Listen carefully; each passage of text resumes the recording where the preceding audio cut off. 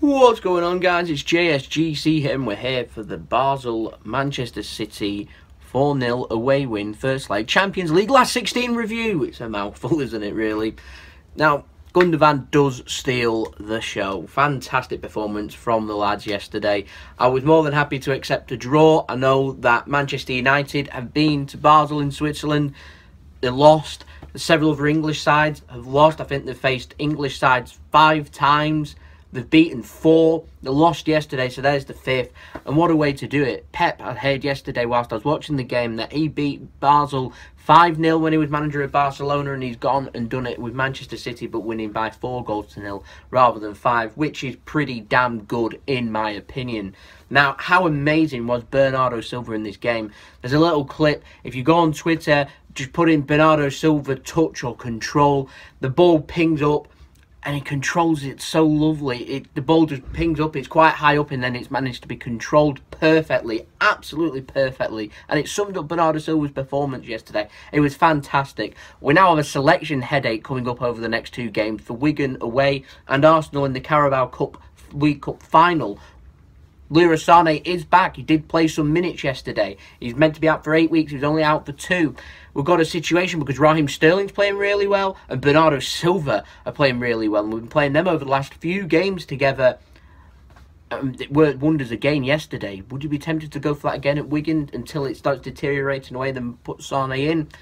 I don't know. I really do not know. Fantastic though from Bernardo Silva. Gundogan was my man of the match for this game. He grabbed 2 goals. He should have had a hat-trick. We'll get on to that when I get on with the review. It was absolutely amazing. He was here, there and everywhere. He was dictating play. He didn't have like a star-studded performance. It wasn't perfect performance. It was just absolutely blitzed. He was just extremely excellent. He was there. He was everywhere. He did everything that he was meant to do, and managed to get himself a couple of goals. His second goal was fantastic, wasn't it? But I think it's unfair just for me to single out Gundogan and Bernardo Silva out mentioning Edison, Walker, Raheem Sterling, Sergio Aguero getting a goal, De Bruyne, everyone. Otamendi, Company, Delph even had a fantastic game. It's unfair for me. It's a fantastic team performance. With that all being said, I'm going to have a look now at how Basel performed. Basel, they had a few early chances. With some one-on-ones, Edison managed to close down well from one of the players whose name seems to be escaping me. Is it Oberlane? He's very quick, him up front. It was fantastic. Edison managed to rush out, made a couple of early saves. He tried to poke it past him on one stage to try and round him. It looked like a shot, trying to take it past him. It was a bit confusing, but good goalkeeping there after balls over the top were causing problem. Edison was always closing down. His passing was fantastic. Oberlane, or however your name is said, I really don't know. He was kind of bullied off the ball at one stage with Otamendi early on. In my opinion, it was a penalty. I don't want to be biased. He doesn't play the ball, Otamendi, and he just barges him to ground in the penalty area, and it was a penalty, and that could have changed the whole game, really. Man City would have been under a lot of pressure than they needed to perform. Maybe then a couple of these shots that they were having maybe would have been off target. The goalkeeper, the defence would have picked up confidence. It could have been a different story. As it turns out, it wasn't. There you go. I do want to shout out their goalkeeper. I didn't think he had the greatest game, but in the second half, to deny Gundogan getting his hat-trick, he makes an absolute worldie of a save. Gundogan should have scored. I could say he should lace it with as much control as possible to try and get it high up. Instead, he kind of just hits the ball on the volley from close range, and the keeper manages just to fling himself and get a big hand onto it and stop the ball from going in. Fantastic. He also got rounded by Sterling and managed to recover himself so well. Not even conceding a penalty, don't bring him down. Manages to put it out for a corner. Sensible goalkeeping. He might have made a couple of mistakes, but he also made a couple of good saves and important saves. Otherwise, it could really have been 6 or 7. And let's face it, we was expecting 6 or 7 at one stage when they were 3-0 up. When we were 3-0 up after 20 plus minutes. Insane. With that all being said, though, we'll get on with the game now. Now, as I already said, that early on chance with Oberlane, they could have gone 1-0 ahead. Instead, Man City punished. De Bruyne puts a corner in to the near post. Gundogan's there, unmarked, terrible defending. Nods it in, 1-0 after 14 minutes, simple as that. Sterling crosses Bernardo Silva chests and volleys, kind of like a chip volley over the goalkeeper. The goalkeeper gets a big, firm hand, gets his fingers onto it.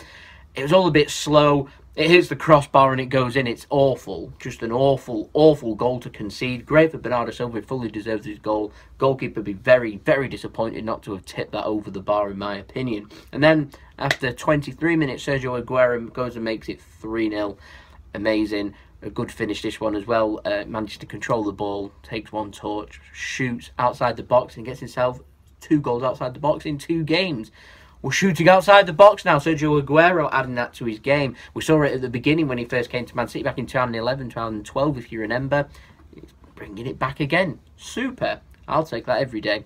4th came in the second half. Gundogan managed to make a dribble, takes on 1, 2, 3 defenders before bending a lovely effort from 20-25 yards out round the goalkeeper. A brilliant finish. Go and check that out on YouTube if you wish, because it's really, really good finish. And that sums up the performance, really. It's 4-0. We've got Wigan in the FA Cup to think about now. The good thing about this match is we're through to the next round. I'm confident we're through to the next round. Basel will need to win 4-0 or 5-1, win by 4. 5-0 will see them go through as well. It's simply not going to happen, not at the Etihad, so it allows Man City now a little bit of a rest for this game, and they can rotate and put out a couple of players. Phil Foden, maybe Yaya Toure, even Diaz, Darabioyo possibly. Might see a couple of them played. Remember the Shakhtar match in December? That dead rubber? It's exactly the same, but at the Etihad. So I've got my fingers crossed we'll see a couple of players there and it'll allow us to rotate. This couldn't have been a more perfect performance, in my opinion, if we'd wanted it. I was more than happy to take a draw. I do want to put a special shout out there to Tottenham as well. 2-0 down, could have been 3-1 down, away in Turin. They pulled it all back to 2-2. Harry Kane and Eriksen getting a goal. That's super, great for the English sides. It does greatness for our coefficient rating and ranking for Champions League spots. So it looks like we're going to hold on to the 4 Champions League spots, you'd think, particularly if Tottenham managed to dump Juventus out, because I think that's the end of the Italian sides bar Roma. I don't think Roma's going to win it, but if England can get 3 or 4 of their sides through, which it is very possible, to the quarterfinals, then we should be seeing at least 1 or 2 of them teams in the semi-final, even a final. Fingers crossed that it is Man City that we do end up seeing. I do want to have a look at a couple of stats from this game before I finish. City ended up having 12 shots, they've ended up having 10 shots, 7 of which were on target for Man City, 3 on target for them, so City a little bit more clinical when shooting. Man City made 868 passes at a 90% completion rate. That's very good, well done. Theirs was a bit more surprising, 293 passes at a pass completion rate of 77%, which is excellent for a team that's faced Man City, because most teams, because they end up getting that much pressure, end up hoofing it, and the pass completion rate ends up somewhere around 60%. So to get it up to as high as 77%, nearly into the 80%, that's excellent. They're a good side, Basel, don't get me wrong. I think they're a good side. They're a powerful side, quick side. They can dominate. You give them chances, they will score, obviously. They're a good side. We took our chances yesterday. I am absolutely delighted with that. City had more crosses, more dribbles, more corners. They dominated the attacking stats, which naturally means that they dominated the defensive stats. I think with a couple more bit of luck, closing down a little bit better and the head's not dropping when City end up getting a goal or 2, then this could have been in a closer game. But as it is, it looks like Basel are going out. That's nothing to be ashamed of. It really isn't. But I'm extremely happy. Let me know what you think in the comments. And we'll all look forward to the next cup game, which is Wigan away in the FA Cup. League One side, of course, now. So it'll be interesting to see what Pep does, particularly with the League Cup final around the corner too. Let me know what you think in the comments. Don't forget to like and subscribe. Check out my social media in the description below, and links to my other channels at the end of the video. Go and check their content out. Like and subscribe there to my second channel, my brother's partner channel, doing mixology drinks. That'd mean a lot. There we go. I'll see you all later. It's been JSGC. We'll have a wonderful rest of your day and enjoy your Wednesday. Peace. Ciao for now.